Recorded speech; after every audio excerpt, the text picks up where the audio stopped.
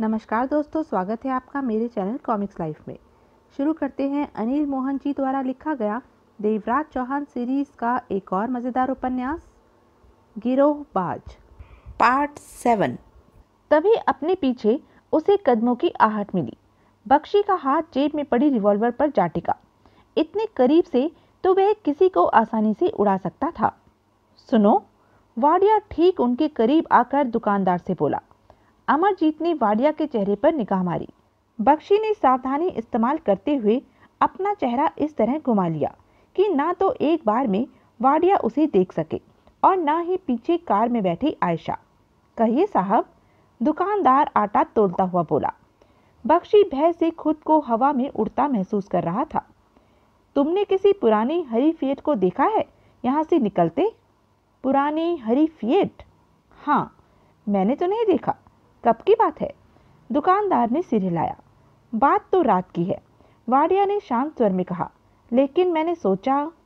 नहीं साहब, रात को तो दुकान बंद करके मैं घर चला जाता हूँ। यहाँ कोई और दुकान वाला है जो रात को भी दुकान खोले रखता हो? है, उस तरफ है, मालूम कर लो। वाडिया वहां से हटा और दुकानदार की बताई दिशा की तरफ बढ़ गया। वाडिया के हटते ही अमरजीत ने पैनी निगाहों से बख्शी को देखा। बख्शी जेब से रुमाल निकालकर चेहरे पर आए पसीने को साफ करने लगा। उसका हाथ अभी भी जेब में पड़ी रिवॉल्वर पर था, परंतु वह हाथ भी पसीने से भर चुका था। अमरजीत ने बख्शी के चेहरे से निगाह हटाकर कुछ दूर जाते वाडिया को देखा, फिर दुकानदार को देखने लगा। उसके चेहरे पर किसी तरह का भाव नहीं था। बख्शी इस बात के प्रति पूरी तरह सतर्क था कि वाडिया उसे न देख सके। चेहरे पर से पसीना पोंछने के अंदाज में अपना चेहरा रुमाल से छिपाए उस तरफ देखा जिधर वाडिया गया था। वाडिया काफी दूर हो गया था। बख्शी ने मन ही मन चैन की सांस ली। आयशा से उसे इतना खतरा नहीं था, क्योंकि आयशा उसे नहीं जानती थी। खास तौर से खोखा के दोस्त के रूप में तो बिल्कुल नहीं जानती थी। फिर भी आयशा से सावधान रहना जरूरी था। उसे देखते ही आयशा को ध्यान आ गया कि उसे धारावी में देखा है तो गड़बड़ हो जाएगी। अमरजीत ने आटे का लिफाफा लिया और पैसे देकर बख्शी को देखा। बख्शी अपनी ही उलझनों में उलझा हुआ था। अमरजीत ने एक निगाह दुकानदार पर डाली, फिर बख्शी से बोला, चले भाई साहब। बख्शी ने फौरन खुद को संभाला। हाँ, चलो। दोनों पलटकर अपनी कार की तरफ बढ़े। बख्शी रुमाल से चेहरे को साफ करने का बहाना करते हुए आयशा से अपना चेहरा छिपा रहा था। अमरजीत सब कुछ समझ रहा था। उसने गहरी निगाहों से कार में बैठी आयशा को देखा, जो अपनी ही सोचों में डूबी थी। दोनों कार में बैठे। आटे का लिफाफा अमरजीत ने कार की पिछली सीट पर रखा और कार स्टार्ट करने के बाद कार को वापस मोड़ा और कार आगे बढ़ा दी। बख्शी ने अभी रुमाल से अपना चेहरा लगभग छिपा रखा था कि कहीं गलती से वाडिया की निगाह उस पर न पड़ जाए। कार कुछ आगे आ जाने पर बख्शी ने सूखे होठों पर जीभ फेरते हुए चेहरे से रुमाल हटाया। अमरजीत ने शांत निगाहों से उसे देखा। हरी फिएट कार, पुरानी। अमरजीत शांत स्वर में बोला। बख्शी की निगाह फौरन अमरजीत की तरफ घूमी। अमरजीत मुस्कुराया। यही हैं वह लोग जो तुम्हें और तुम्हारी साथी को तलाश कर रहे हैं? बख्शी ने हौले से सिर हिला दिया। कमाल है। अमरजीत का स्वर शांत था। इन दोनों से तुम डर रहे हो? एक लड़का, एक लड़की। मुझे तो इनमें ऐसा कुछ भी नजर नहीं आया कि इनसे डरकर छिपा जाए। वाडिया और आयशा अपनी कार में रवाना हो गए। वाडिया ने फौरन आयशा को देखा। क्या हुआ? वाडिया के होठों से निकला। राहुल। आयशा ने चाबी सीट पर रख दी। मुझे पेट्रोल पंप याद आ रहा है। Petrol pump? हाँ, जिसके कुछ पीछे मकान था। आयशा ने वाडिया को देखा। वाडिया की आंखें सिकुड़ी। तुम कहना क्या चाहती हो? राहुल, आयशा शांत स्वर में कह उठी। पेट्रोल पंप पर कोई नहीं था, जबकि किसी न किसी को वहां हर हाल में होना चाहिए था। मकान खाली, हर जगह खाली। आगे के कमरे की खुली खिड़की और वहां मौजूद कुर्सी। कमरे में सिगरेट की स्मेल। तुम कहना क्या चाहती हो? वहां पर कोई था। कोई था?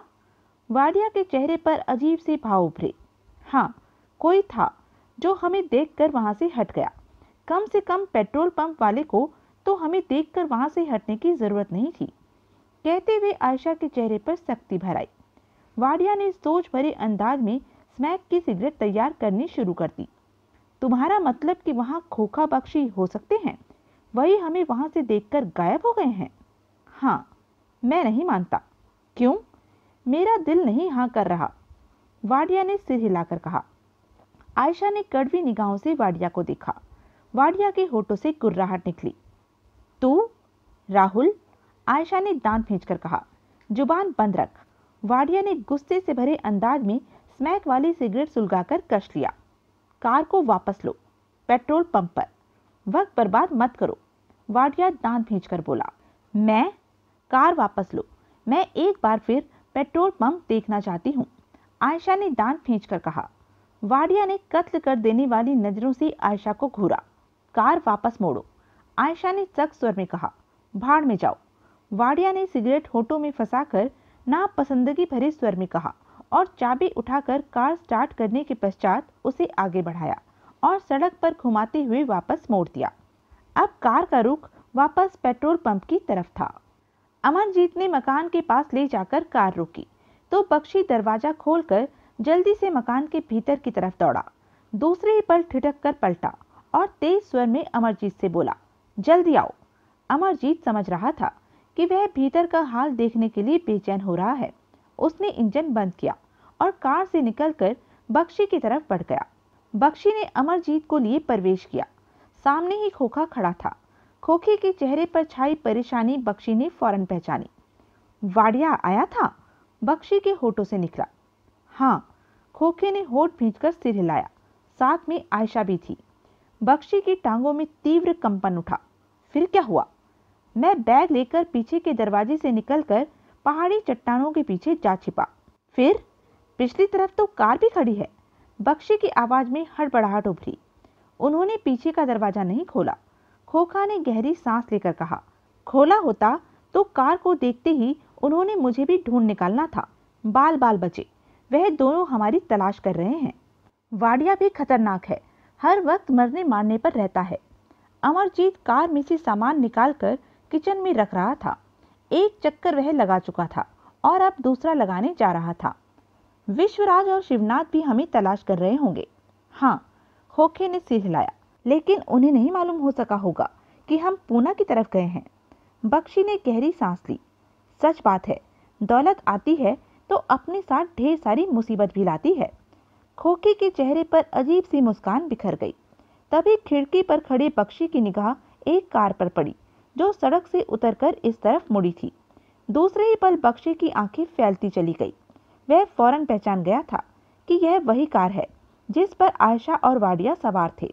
उसे अपनी सांसें रुकती सी महसूस होने लगी। बख्शी फौरन खिड़की से हट गया। आयशा और वाडिया वापस आ गए थे। अमरजीत बाहर कार में से किचन वाला सामान निकालने में व्यस्त था। क्या हुआ? बख्शी की हालत देखकर खोखे ने उलझन भरे स्वर में पूछा। वह दोनों वापस आ गए हैं। बख्शी के गले से खुश्क स्वर निकला। कौन? खोखा उछलकर खड़ा हो गया। वाडिया, आयशा। बख्शी के चेहरे पर पीलापन उभर आया था। खोखे के चेहरे पर दहशत और क्रोध उभरा। मेरा रिवॉल्वर दे। बख्शी ने कांपते हाथों से जेब से रिवॉल्वर निकाली। खोखे ने झपट कर उसके हाथों से रिवॉल्वर ले ली। पेट्रोल पंप की मशीन वाली जगह पर कार रुकी। तुरंत ही आयशा बाहर निकली और शांत ढंग से वह मकान की तरफ बढ़ने लगी। कार में से सामान निकालते अमरजीत ने उसे आते देखा तो सीधा खड़ा होकर उसे करीब आते देखने लगा। अमरजीत एक ही निगाह में पहचान गया था कि यह वही युवती है जो कार में बैठी थी और जिसका साथी हरी फिएट के बारे में कस्बे में पूछताछ कर रहा था। अमरजीत ने एक निगाह मकान के खुले दरवाजे पर डाली, फिर आयशा पर निगाह टिका दी। जगमोहन ने फौरन ब्रेक दबाए और स्टीयरिंग घुमा दिया। कार सड़क के किनारे पहुंचकर रुक गई। जगमोहन की आंखें सिकुड़ी हुई थी। कुछ आगे ही सड़क के किनारे पर लगा भारत पेट्रोलियम का बोर्ड नजर आ रहा था।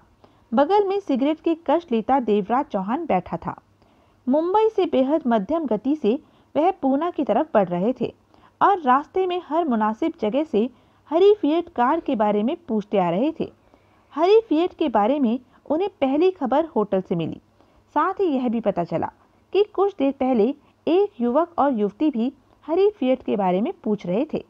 देवराज चौहान और जगमोहन समझ गए कि वह वाडिया और आयशा होंगे। अब जगमोहन के इस तरह कार रोकने पर देवराज चौहान ने उसे देखा। क्या हुआ? वह सामने पेट्रोल पंप का बोर्ड लगा है। सड़क की साइड में पेट्रोल पंप होगा। मैंने अभी अभी आयशा वाडिया की कार को सड़क छोड़कर पेट्रोल पंप की तरफ जाती देखा है, जगमोहन बोला। देवराज चौहान की आंखें सिकुड़ गई। कार तो मैंने भी उस तरफ सड़क पर उतरते देखी है, लेकिन वह कार तो सामने की तरफ से आई थी। हाँ, मैंने भी यही सोचकर धोखा खा जाना था, लेकिन कार के मुड़ते समय मैंने कार में बैठी आयशा की झलक पाली थी, जगमोहन ने गंभीर स्वर में कहा। देवराज चौहान के चेहरे पर सोच के भाव उभरे। ऐसा है तो वह आगे जाकर पलटकर वापस क्यों आए? जगमोहन कुछ नहीं बोला। खोखा और बख्शी दम साधे अमरजीत और आयशा की बातें सुन रहे थे। उनके चेहरे पर डर के भाव थे, तो वहां जहान भर का क्रोध भी नाच रहा था। अमरजीत की और आयशा की बात खत्म हुई। खोखा और बख्शी की मौत भरी निगाह मिली। वह आ रही है। बख्शी के होठों से सरसराता स्वर निकला। खोखा के जबड़े भिज गए। हाथ में पकड़ी रिवॉल्वर का दूसरा हाथ भी जा टिका और दाएं हाथ की उंगली ट्रिगर पर जा टिकी। रिवॉल्वर दबाए दोनों हाथ खुले दरवाजे की तरफ उठ गए। खोखे के चेहरे पर मौत नाच रही थी। आंखों में जहान भर की दरिंदगी नाच रही थी। होठ इस कदर सख्ती से भिज चुके थे कि गालों की हड्डियां बाहर की ओर आकर चेहरे का आकार बदल रही थी। आयशा के बढ़ते कदमों की धीमी ठक ठक उनके कानों में पड़ रही थी। बख्शी ने सूखे होठों पर जीभ फेरते हुए जेब से चाकू निकाला और 2 कदम परे हट गया। उसका चेहरा फक और आंखों में दरिंदगी के भाव मचलते स्पष्ट नजर आ रहे थे। खोखे, बख्शी जल्दी से खुश्क स्वर में बोला। हम दूसरे कमरे में जाते हैं, उसे भीतर आ लेने दे। लेकिन खोखे की मुद्रा में फर्क नहीं आया। कदमों की आहट बेहद करीब आ रही थी। खोखा के अंग अंग में मौत बरस रही थी। बख्शी सूखे होठों पर जीभ फेरता हुआ कभी खोखे को देखता तो कभी खुले दरवाजे की तरफ। उसी पल खुले दरवाजे से आयशा ने भीतर प्रवेश किया। शांत सी, कोई खास सतर्क नहीं थी वह। स्पष्ट था कि उसे इस बात का भरोसा नहीं था कि वह दोनों भीतर हो सकते हैं। सिगरेट वाला हाथ होठों की तरफ बढ़ रहा था जब उसने कमरे में प्रवेश किया। सिर्फ 1 कदम भीतर। अगले ही पल वह ठिठक गई। चेहरे पर हैरानी के भाव उभरे। इससे पहले कि वह आगे कुछ सोच समझ पाती, उसकी तरफ उठे दोनों हाथों में दबे रिवॉल्वर का ट्रिगर दबा दिया। इस तरह गोली चलाना खोखे के लिए भारी हिम्मत का काम था, लेकिन उसने कर डाला था। गोली आयशा के हाथ की उंगलियों में फंसी सिगरेट को उड़ाती हुई आयशा की छाती में जा धंसी। आयशा के शरीर को तीव्र झटका लगा। वह उछलकर खुले दरवाजे से बाहर जा गिरी। गोली का धमाका जैसे कई पलों तक कमरे में गूंजता रहा। खोखा कई पलों तक उसी मुद्रा में खड़ा रहा। खोखे, बख्शी ने उसे हिलाया। खोखे को होश आया। वह मर गई? खोखे के होठों से निकला। मर गई होगी। जिस बुरी तरह उसे गोली लगी है वह जिंदा बचने वाली नहीं।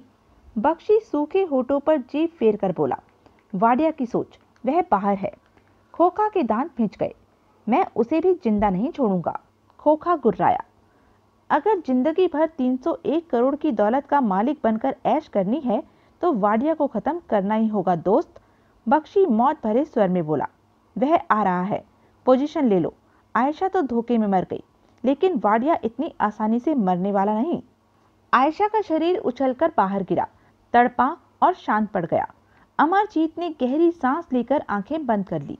2 पल बाद आंखें खोली और सामने नजर आ रहे आयशा के मृत शरीर को देखने लगा। चेहरे पर अफसोस के भाव आ गए। तभी कदमों की आहट सुनकर अमरजीत ने सिर घुमाया। वाडिया तेजी से दौड़ता इसी तरफ आ रहा था।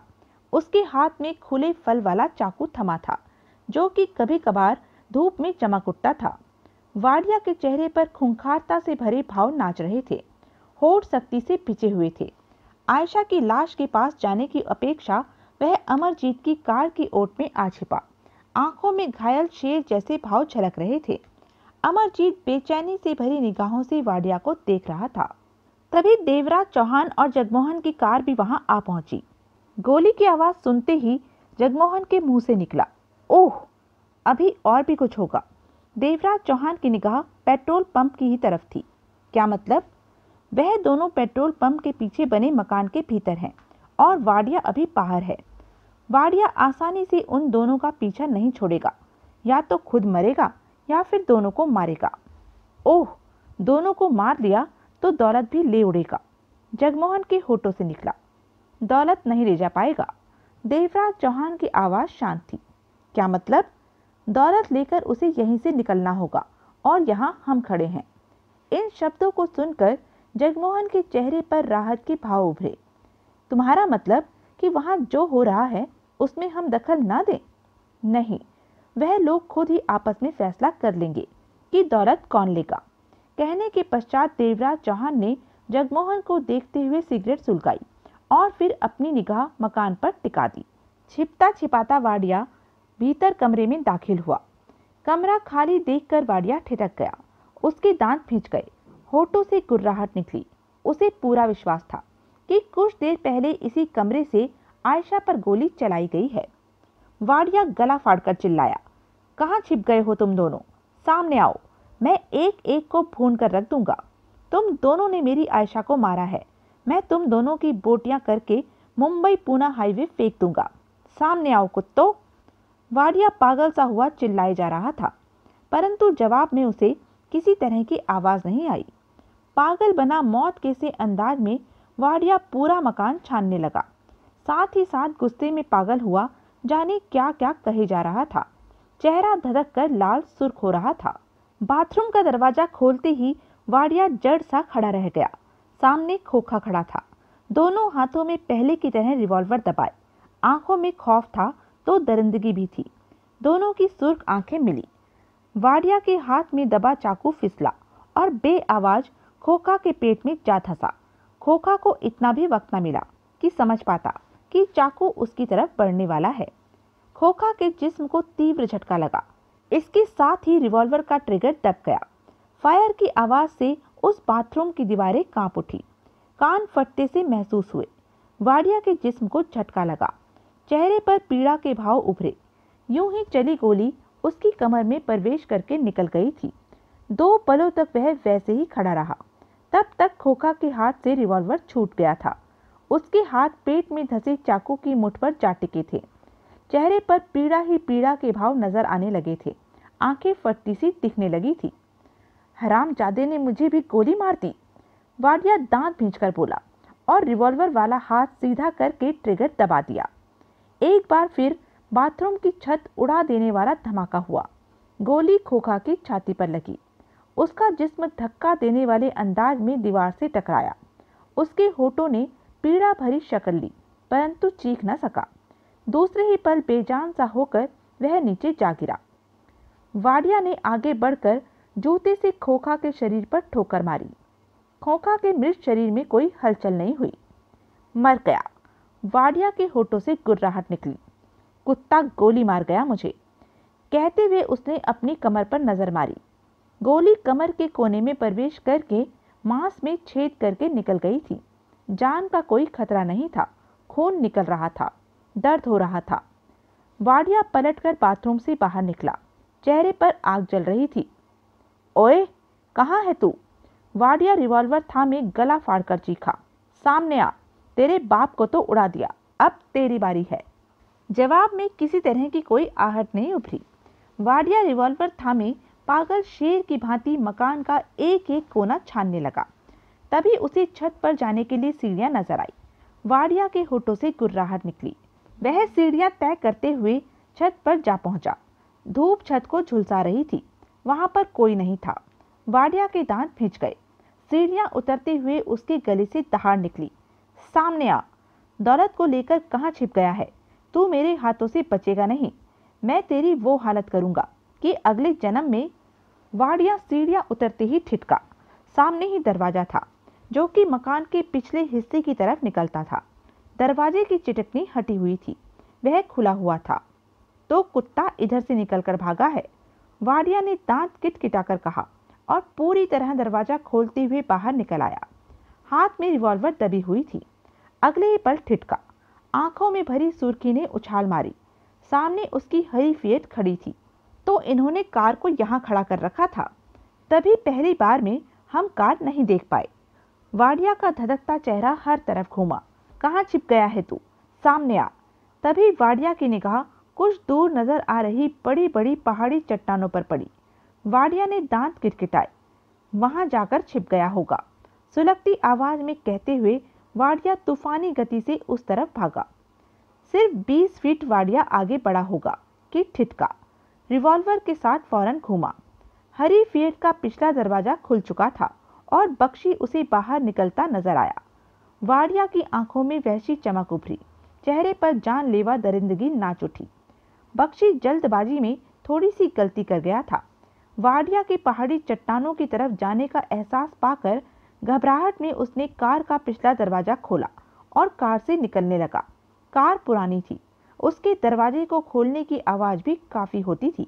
और सबसे खास बात थी कि वाडिया अपनी कार के दरवाजे खुलने की आवाज को पहचानता था। इसी कारण वह उस आवाज पर फौरन ठिठका और पलटकर घूम गया था। बख्शी जल्दी से बाहर निकला। अभी सीधा खड़ा भी नहीं हो पाया था कि उसकी निगाह वाडिया पर पड़ी, जो कुछ दूर खड़ा मौत की सी निगाहों से उसे घूर रहा था। बख्शी सिर से लेकर पांव तक कांप उठा, आंखें भय से फैल गई, चेहरा फक पड़ गया। चाकू हाथ में थामे निर्जीव सा वह खड़ा का खड़ा रह गया। आंखों के सामने मौत नाच उठी। जो भी वह था, लेकिन खून खराबे वाला आदमी नहीं था। अपने हाथों से उसने आज तक कुछ नहीं किया था, जबकि वाडिया का तो धंधा ही ऐसे हालातों से निपटने का था। वाडिया मौत भरे अंदाज में बख्शी की तरफ बढ़ा। कल रात तू मेरे को चोट देकर दौलत लेकर भाग निकला था। वाडिया एक एक शब्द चबाकर मौत भरे स्वर में कहता जा रहा था। तूने सोचा था वाडिया के हाथों से बच जाएगा। बोल, बच गया मेरे हाथों से? तेरे बाप को तो मैंने मार दिया है, अब तेरी बारी है। तू? बख्शी का दिमाग तेजी से चल रहा था। मौत सिर पर थी, पक्के तौर पर थी, और उसे किसी तरह मौत से बचना था, जिंदगी बचानी थी। अभी वह मरना नहीं चाहता था। खोखे को तूने मार दिया? बख्शी के होठों से निकला। वह स्पष्ट तौर पर घबराया सा लग रहा था। हाथ में थमा चाकू भी उसे बेकार सा लग रहा था। हाँ, वाडिया की आवाज काली हो उठी। तुम लोगों ने मेरी आयशा को मार डाला। वह मेरी होने वाली बीवी थी। तुम? मैंने नहीं मारा उसे, खोखा ने मारा था। रिवॉल्वर उसके पास थी। बख्शी जल्दी से बोला। मेरे लिए एक ही बात है। वाडिया पास पहुंचकर ठिठका और रिवॉल्वर की नाल बख्शी की छाती पर रख दी। जब वह गोली चलाने जा रहा था, तब तो उसकी हिम्मत बढ़ा रहा था। बख्शी ने सूखे होठों पर जीभ फेरी और चिल्लाकर बोला, गोली मत चलाना। वाडिया के होठों से मौत में लिपटी क्रूरता भरी हंसी निकली। क्यों, मरने से डर लगता है? हाँ, मैं मर गया तो तेरे को भी नुकसान हो जाएगा। बख्शी सूखे गले से कमजोर आवाज में बोले जा रहा था। 301 करोड़ की दौलत वाला बैग ऐसी जगह छिपा रखा है कि अगर मैं मर गया तो वह तेरे हाथ कभी नहीं लगेगा। जबकि बख्शी को खुद नहीं मालूम था कि खोखे ने वह बैग कहाँ छिपाया है। पूछने पर बात को खोखा गोल कर गया था, क्योंकि पास में अमरजीत मौजूद था। तो फिर मरने से पहले बता दे कि वह बैग कहाँ है। वाडिया की आंखों में मौत चमक रही थी। बख्शी ने भय से कांपते, थूक से सूखे कड़कते गले को तर करने की कोशिश की। मैं तुम्हें सब कुछ बता दूंगा, बैग के बारे में भी बता दूंगा, लेकिन मेरी जान मत लो। वाडिया ने उसे घूरा। बख्शी निरीह जानवर की तरह खड़ा रहा। ठीक है। वाडिया ने उसकी छाती से रिवॉल्वर की नाल हटा ली। नहीं मारता, बता बैग कहाँ है। जो भी हो, बख्शी बच्चा नहीं था। वह जानता था कि वाडिया उसे जिंदा नहीं छोड़ने वाला। वैसे भी उसे कहाँ मालूम था कि बैग कहाँ है। वायदा करता है ना? बख्शी कांपते से स्वर में कह उठा। हाँ हाँ, वायदा। बता बैग कहाँ है। वाडिया ने अपनी आवाज में से दरिंदगी कम करने की चेष्टा की। बख्शी का दिमाग तेजी के साथ दौड़ रहा था। वह जानता था कि जो वह करने जा रहा है उसके दो ही अंजाम थे, या तो मरेगा या फिर जिंदा रहेगा। मौत तो वैसे भी आनी थी। वाडिया ने उसे भून देना था। खुद को बचाने की वह आखिरी कोशिश कर रहा था। बख्शी की कांपती टांगें हिली। वह कार की डिक्की की तरफ पलटा, आगे बढ़ा। वाडिया की खूनी निगाह बख्शी पर टिकी थी। किसी प्रकार वाडिया कार की डिक्की तक पहुंचा और कांपते हाथों से डिक्की खोल दी। डिग्गी में पंचर स्टेपनी पड़ी नजर आ रही थी। बख्शी ने वाडिया को देखा। बक, वाडिया ने दांत भींचकर कहा। बख्शी ने कांपते हाथ से खुली डिक्की की तरफ इशारा किया। बैग डिक्की में है, वाडिया के होठों से निकला। वह आगे बढ़ा, डिक्की में झांका। इन्हीं 2 पलों के लिए वाडिया की पीठ बख्शी की तरफ हो गई थी। इन्हीं 2 पलों में बख्शी का शरीर जोरों से कांपा। खुद में उसने हिम्मत इकट्ठी की और चाकू वाला हाथ अपने सिर से ऊपर उठाया और पूरी शक्ति से नीचे लाया। धूप की तीव्र रोशनी में चाकू का फल चमका और दूसरे ही पल पूरा का पूरा फल वाडिया की पीठ में धंसता चला गया। वाडिया के शरीर को तीव्र झटका लगा और संभलने से पूर्व ही कटे पेड़ की तरह डिक्की में ही गिर पड़ा। उसका पेट तक का शरीर डिक्की के भीतर औंधे मुंह था और पेट के नीचे का शरीर नीचे जमीन पर था। उसके शरीर में बिल्कुल भी हरकत नहीं थी। चाकू का एक वार पीठ पीछे किया था। इसी से ही बख्शी की बुरी हालत हो गई थी, कुछ धूप की वजह से तो कुछ भय, खौफ और उत्तेजना के कारण। बख्शी का शरीर पसीने से तरबतर हो रहा था। बालों और चेहरे से पसीना पानी की धार की तरह बह रहा था। बख्शी ने अपनी कांपती टांगें हिलाई और आगे बढ़कर कार को थामते हुए कार की बॉडी का सहारा लेकर मरे अंदाज में गहरी गहरी सांसें लेने लगा। सिर ऊपर करके आसमान को देखना चाहा तो सूर्य की रोशनी आंखें चौंधिया गई। 2 पल के लिए उसे लगा जैसे वह अंधा हो गया था। सिर नीचे कर लिया। धीरे धीरे उसकी आंखें स्पष्ट देखने लगी। 2-3 मिनट इसी तरह बीत गए। बख्शी के मन में खुशी की लहरें उठने लगी। सब ठीक हो गया था। मौत आकर टल गई थी। मौत के भेजे दूत वाडिया को उसने खत्म कर दिया था। तभी कदमों की आहट गूंजी। बख्शी ने मकान के दरवाजे की तरफ देखा। उसके देखते ही देखते अमरजीत मकान के पिछले दरवाजे से निकलकर वहां आ पहुंचा। अमरजीत के चेहरे पर गंभीरता नाच रही थी, आंखों में व्याकुलता उभरी पड़ी थी। दोनों की निगाह मिली। बख्शी की आंखों में तसल्ली के भाव नाचने लगे थे। अमरजीत कार की डिक्की में मौजूद वाडिया के शरीर के पास आकर रुका। बेमन से अमरजीत कई पलों तक वहीं खड़ा वाडिया के शरीर को देखता रहा। बख्शी अब तक काफी हद तक खुद को संभाल चुका था। अमरजीत ने बख्शी को देखा और दुख भरे स्वर में कहा, खुश हो? खून खराबा करके हो गई तुम्हारी तसल्ली? बख्शी ने मुस्कुराने की चेष्टा की परंतु मुस्कुरा नहीं सका।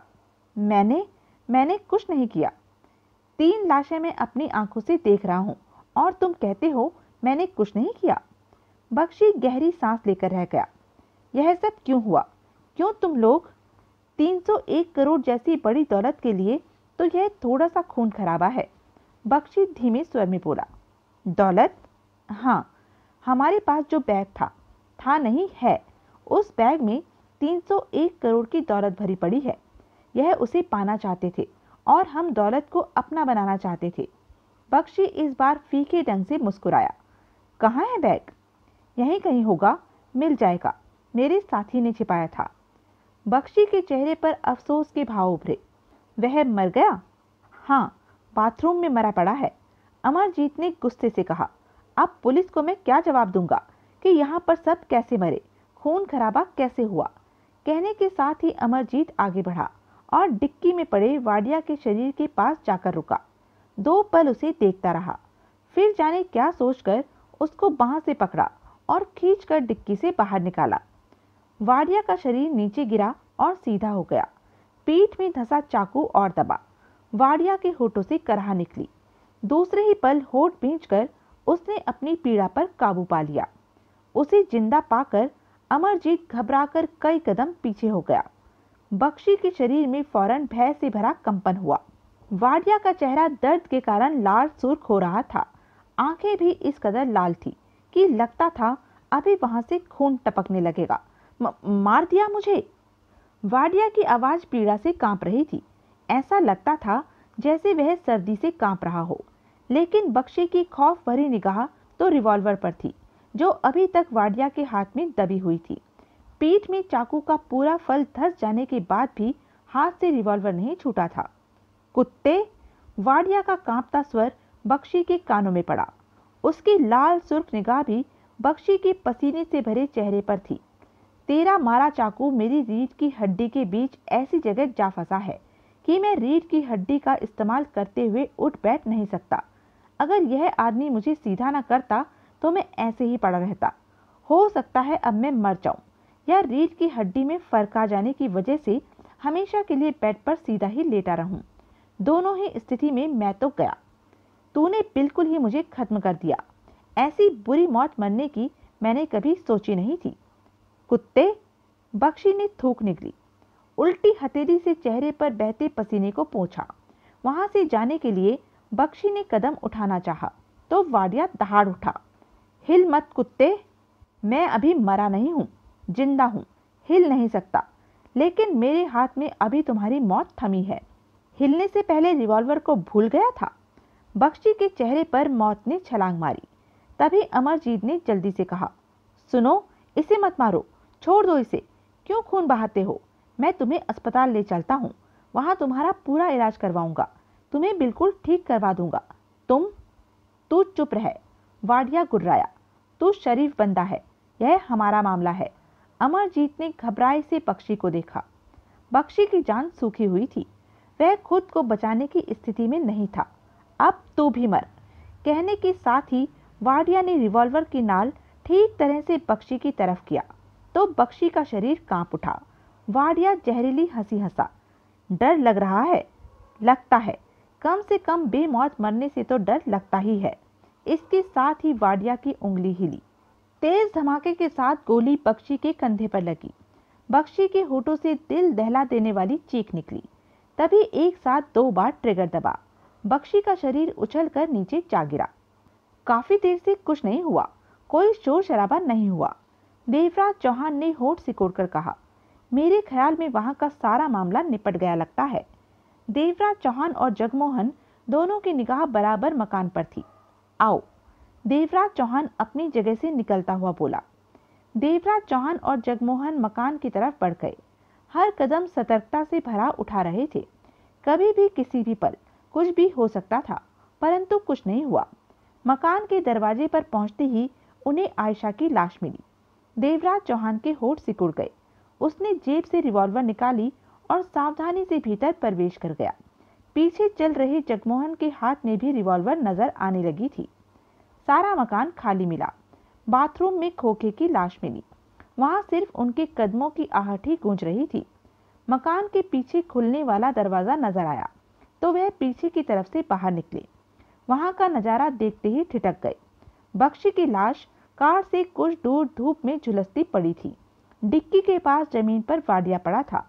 उसकी आंखें बंद थी, परंतु सांसों से उठती बदन की हरकत स्पष्ट महसूस हो रही थी। एक तरफ अमरजीत दुखी भाव में खड़ा था। देवराज चौहान और जगमोहन की निगाह अमरजीत पर जा टिकी। अमरजीत ने उन्हें देखा, उनके हाथ में थमी रिवॉल्वरें देखी। कौन हो तुम लोग? अमरजीत के होठों से निकला। उसकी आवाज पर एकाएक वाडिया की आंखें खुली, थोड़ी सी गर्दन घूमी। देवराज चौहान और जगमोहन को देखा। इस मामले में शुरू से ही उसका दखल था, परंतु देवराज चौहान और जगमोहन का सामना होने का संयोग कभी नहीं मिला था। अजनबी चेहरे पाकर उसने आंखें बंद कर ली।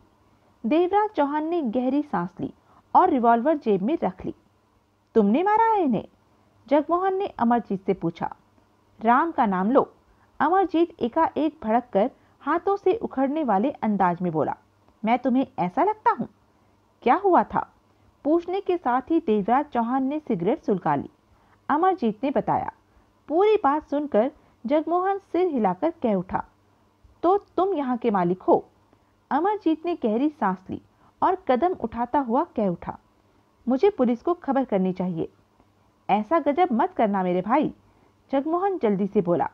पहले यह बताओ, वह बैग कहाँ है? मैं बता चुका हूँ कि जब मैं सामान लेने कस्बे में गया था तो पीछे से जो बाथरूम में मरा पड़ा है उसने बैग छिपा दिया था। अमरजीत ने उखड़े स्वर में कहा। कहाँ छिपा दिया था? मुझे क्या मालूम, मैं तो। झूठ मत बोलो, जगमोहन हाथ में पकड़ी रिवॉल्वर हिलाकर कह उठा। उस बैग को तुमने छिपाया है? मैंने? अमरजीत ने सिर हिलाया। मैंने तो उसे आज तक छुआ भी नहीं। जगमोहन के दांत भिंच गए। देवराज चौहान की शांत निगाह अमरजीत पर पड़ी। यह ठीक कह रहा है, देवराज चौहान बोला। इसके शब्दों में झूठ नहीं है। बैग कहाँ छिपाया है? तुम्हारे मकान में? जगमोहन ने पूछा। मैं कुछ नहीं जानता, जहां भी पड़ा है देख लो, अमरजीत ने बेमन से कहा। उसके बाद जगमोहन बैग की तलाश में लग गया। देवराज चौहान अमरजीत के पास ही खड़ा रहा। जगमोहन ने पूरे 2 घंटे बैग को तलाश किया। मकान का एक एक जर्रा छान मारा। मकान के आसपास पहाड़ी चट्टानों को भी खंगाल डाला, परंतु बैग कहीं नहीं मिला। जगमोहन भुन भुनाता हुआ अमरजीत के पास पहुंचा। झूठ बोलते हो तुम। बैग में माल देखकर तुमने उस पर हाथ मार दिया है। बता कहाँ रखा है, वरना तेरी लाश भी इन लाशों के बीच पड़ी होगी। जगमोहन ने सख्त स्वर में कहा। मैं बैग के बारे में कुछ नहीं जानता, अमरजीत ने उलझन भरे स्वर में कहा। मैं नहीं जानता कि उसे कहाँ छिपाया गया है। मैं रुपए पैसे का लालची नहीं हूँ। अपने मकान से और पेट्रोल पंप के काम से खुश हूँ। मेरी जिंदगी आराम से बीत रही। झूठ मत बोलो, बैग तुमने ही कहीं रखा है। जगमोहन ने दांत खींचकर कहा। मैंने नहीं रखा। तुम? जगमोहन ने रिवॉल्वर का रुख अमरजीत की तरफ कर दिया। आखिरी बार कह रहा हूँ, बैग मेरे हवाले कर दो, वरना। जगमोहन दांत खींचकर गुर्राया। अमरजीत असमंजसता भरी निगाहों से जगमोहन को देखता रहा। देवराज चौहान इस तरह खड़ा था जैसे उसे इन बातों से मतलब ही ना हो। मैं तुम्हें गोली मारने जा रहा हूँ। तू मुझे गोली मारेगा? अमरजीत का चेहरा एकाएक गुस्से से भर उठा। तेरे को 10 बार कह चुका हूँ कि मुझे नहीं मालूम कि बैग कहाँ है। मैंने बैग को छुआ भी नहीं, फिर भी तू कहे जा रहा है कि बैग मेरे पास है तो ढूंढ ले। मैंने क्या उसे जेब में डाल रखा है? इतनी बड़ी चीज ऐसे नहीं छिपती। यह सब लाशें देखकर मेरे मन से जाने क्यों मौत का डर निकल गया है। मारना चाहता है तो मार दे। मेरे पीछे कौन सा रोने वाला बैठा है जो मरने में मुझे दुख होगा? मार मार, गोली मार। अमरजीत का चेहरा गुस्से से भरा लाल हो रहा था, जैसे वहां गुजरे हादसे का सारा क्रोध जगमोहन पर उतार देना चाहता हो। जगमोहन हाथ में रिवॉल्वर थामे अमरजीत के चेहरे को देखता रह गया। अमरजीत अपनी बिगड़ी हालत पर कंट्रोल पाने की चेष्टा करने लगा। तुम लोग सच क्यों नहीं मानते? मेरे पास बैग नहीं है और ना ही मुझे उसकी जानकारी है। अमरजीत ने अपने स्वर पर काबू पाकर कहा। मुझे दौलत का लालच होता तो क्या मैं इस वीराने में बैठा होता? दौलत का लालच तो सबको होता है, देवराज चौहान ने शांत स्वर में कहा। ऐसा कोई इंसान नहीं जिसे दौलत का लालच ना हो। कहने के पश्चात देवराज चौहान ने जगमोहन को देखा। यह ठीक कहता है कि इसे बैग की जानकारी नहीं है, सच बोलता है। जगमोहन के होठ खिंच गए। तो फिर खोखे ने बैग कहाँ छिपाया हो सकता है? जगमोहन ने झल्लाकर कहा। देवराज चौहान गहरी सांस लेकर रह गया। मैं एक बार फिर देखता हूँ, कहने के साथ ही जगमोहन मकान में प्रवेश कर गया। इस बार 1 घंटे बाद निकला। खाली हाथ था, बैग नहीं मिला था। बैग कम से कम मकान के भीतर नहीं है। जगमोहन के दांत भिजे हुए थे। देवराज चौहान ने अमरजीत को देखा। जब मैं कस्बे में सामान लेने गया था तो एक मेरे साथ था, दूसरा बैग के साथ यहीं था। अमरजीत ने धीमे स्वर में कहा। हो सकता है हमारे पीछे से वह इस कार पर बैग कहीं और रख आया हो। तुम लोग कितनी देर बाद वापस लौटे थे? घंटा तो लग ही गया था। कान खोलकर सुन ले, अगर यह बैग कहीं और रख आया है तो खैरियत की बात है। मैं तो यह कहना चाहता हूँ कि बैग तेरे पास नहीं होना चाहिए। जगमोहन ने एक एक शब्द चबाकर खतरनाक लहजे में कहा। अगर तेरे पास हुआ तो तू जिंदा नहीं बचने वाला। अब तो हम जा रहे हैं, लेकिन दोबारा फिर आएंगे। अगर हमें कभी जरा भी शक हुआ कि बैग तेरे पास हो सकता है तो मेरे पास नहीं है, अमरजीत आहत भाव में कह उठा। क्रोध में सुलगते जगमोहन ने रिवॉल्वर जेब में डाल ली। आओ चलें, देवराज चौहान बोला। इतनी तलाशी लेने पर भी बैग अभी तक नहीं मिला तो आगे भी नहीं मिलने वाला। 301 करोड़ का माल हमारे हाथों से दूर पहुंच चुका है। देवराज चौहान और जगमोहन के जाने के बाद अमरजीत ने अपनी हालत पर काबू पाया और कार पर जाकर पुलिस को बुला लाया। अमरजीत ने पुलिस से यही बताया कि यह सारे बदमाश लोग आगे पीछे यहाँ पहुंचे और छिपकर एक दूसरे को मारने में लग गए। यह सब क्यों हुआ उसे कुछ नहीं मालूम। अमरजीत सालों से यहाँ रह रहा था, उसकी शराफत के बारे में सब जानते थे। इंस्पेक्टर भी कई बार गुजरते वक्त उसके पेट्रोल पंप से पेट्रोल डलवा चुका था। ऐसे में अमरजीत इंस्पेक्टर को बिठाकर चाय वगैरह भी बनाकर पिला देता था। उनमें बातें भी हो जाती थी। इंस्पेक्टर ने अमरजीत को इस मामले में सहयोग दिया कि उसे तंग नहीं किया गया। वैसे भी अमरजीत का इस मामले से कुछ लेना देना नहीं था। खामखा की मुसीबत गले आ पड़ी थी। गवाहों की मौजूदगी में इंस्पेक्टर ने अमरजीत का बयान नोट किया और पंचनामा करके लाशें उठाकर चले गए। इन सारे कामों के दौरान अमरजीत थककर चूर हो गया था, लेकिन मन ही मन उसे खुशी थी कि वह किसी मुसीबत में नहीं फंसा। 10 दिन बीत गए। अमरजीत की जिंदगी फिर पुराने ढर्रे पर शुरू हो चुकी थी। कभी कभार कुछ दिन पहले हुए हादसे की याद आती तो उसका मन दुखी हो जाता। 11वें दिन जगमोहन वहां पहुंचा। वह अकेला था। देवराज चौहान साथ नहीं था। जगमोहन ने अमरजीत से बैग के बारे में पूछा तो उसने पहले की ही तरह कहा कि वह बैग के बारे में कुछ नहीं जानता।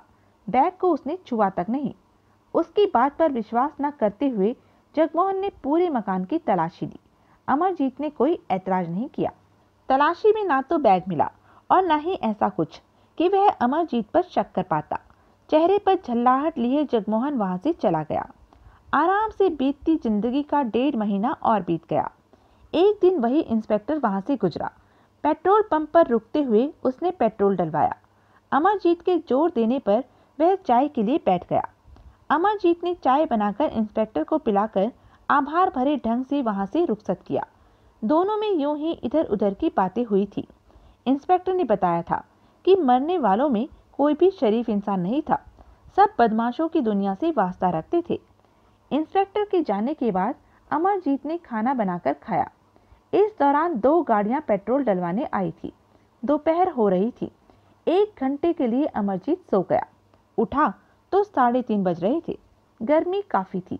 पसीने में बदन भीगा सा महसूस हो रहा था। नहाने की इच्छा मन में लिए बाथरूम में चला गया। अभी पूरा भी नहीं नहा पाया था कि एकाएक पानी बीच में बंद हो गया। अमरजीत के शरीर पर साबुन लगा हुआ था। सुबह ही तो पानी की मोटर चलाई थी। छत पर मौजूद टंकी में पानी भरा होना चाहिए, फिर पानी क्यों नहीं आ रहा? अब इसके सिवाय और कोई रास्ता नहीं था कि शरीर पर साबुन लगे लगे ही जाकर चेक करे कि पानी क्यों नहीं आ रहा। क्या सुबह मोटर चलाने पर पानी छत पर रखी टंकी तक नहीं पहुंचा? अवश्य ही पानी की मोटर में कोई खराबी आ गई होगी। अमरजीत ने बड़बड़ाते हुए कमर पर तौलिया लपेटा और बाथरूम से बाहर निकलकर स्लीपर पहनने के पश्चात ऊपर जाने वाली सीढ़ियों की तरफ बढ़ गया। तपती दोपहरी में अमरजीत छत पर पहुंचा। 2 पल के लिए उसे ऐसा लगा जैसे धूप ने उसका पूरा बदन झुलसा दिया हो। सामने ही धूप में चमकते पहाड़ नजर आ रहे थे। उन पहाड़ों को देखकर गर्मी का एहसास और बढ़ गया था। अमरजीत टंकी के पास पहुंचा और उसका ढक्कन उठाकर देखा। टंकी में पानी पूरा भरा पड़ा था। तो फिर नीचे नल में क्यों नहीं आ रहा? अमरजीत ने छत पर एक तरफ रखा पुराना स्टूल उठाकर टंकी के करीब रखा और उस पर चढ़कर टंकी में झांकने लगा। 2 पल के लिए तो तेज धूप में कुछ नजर नहीं आया। फिर धीरे धीरे टंकी का नजारा स्पष्ट नजर आने लगा। 2-4 क्षणों के पश्चात जब भीतर का सारा मामला समझ में आया तो उसकी आंखें फटी की फटी रह गई। टंकी के भीतर पानी में डूबा लेदर का बैग पड़ा था। एक ही निगाह में वह पहचान गया कि यही वह बैग था जिसकी तलाश में सब मरे जा रहे थे।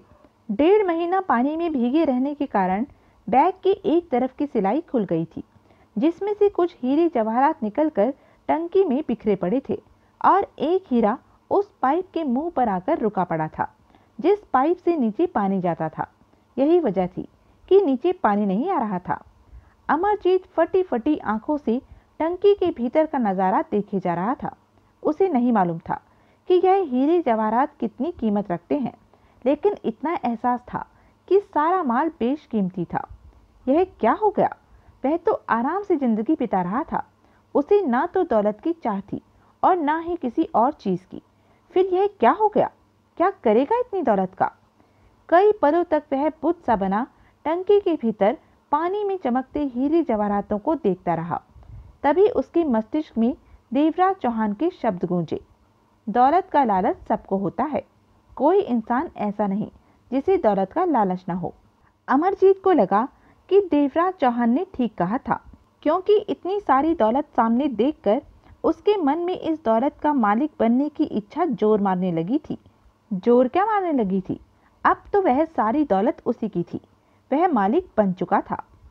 तो यह था अनिल मोहन जी द्वारा लिखा गया देवराज चौहान सीरीज का एक मज़ेदार उपन्यास। ऐसे ही मज़ेदार उपन्यास के लिए बने रहें मेरे साथ, और हाँ, मेरे चैनल को लाइक, शेयर और सब्सक्राइब करना न भूलें। धन्यवाद।